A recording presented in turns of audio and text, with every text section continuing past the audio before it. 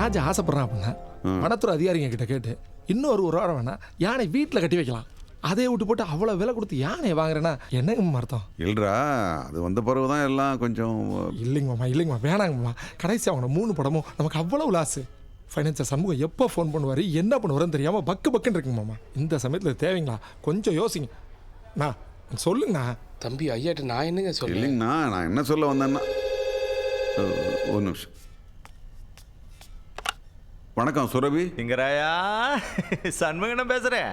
அண்ணா வணக்கங்கண்ணா. நானே உங்களுக்கு ஃபோன் பண்ணலான்னு நினச்சேங்க. நினச்சேன், பண்ணத்தான் முடியல. ஆமாங்கண்ணா, கொஞ்சம் நெருக்கடியாக இருக்குதுங்க. இன்னும் 2-3 மாதத்தில். அட, நீ நெருக்கடியில் இருக்கிறேன்னு தெரியுமாப்பா. இப்போ லவ் டுடேன்னு ஒரு படம் வந்துருக்குது. இல்லைங்கண்ணா, ஏற்கனவே உங்ககிட்ட பாக்கி இருக்குதுங்க. அதே கட்டாமல் நான் எப்படிங்கண்ணா இன்னொரு புது படத்தை? நான் உங்கள்கிட்ட அட்வான்ஸாக கேட்குறேன், வாங்கி போடு, வசூலாகிட்டு அப்புறமா வாங்கிக்கிறேன். அதாங்க நான் பழைய பாரு, படத்தை வாங்கினீன்னா நீ 4 பேர்த்துக்கு ஃபைனான்ஸ் பண்ணலாம். உன்னோட கஷ்டம் தெரிஞ்சு சொல்கிறேன். விஜய் படமாப்பா, நம்பி வாங்கு, நல்லா ஓடும். நீங்கள் சொன்னால் சரிங்கண்ணா. கணேசா. ஃபைனான்சியர் சண்முகம் தானுங்க?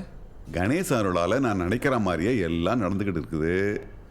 நான் யானையை வாங்க போகிறேன்.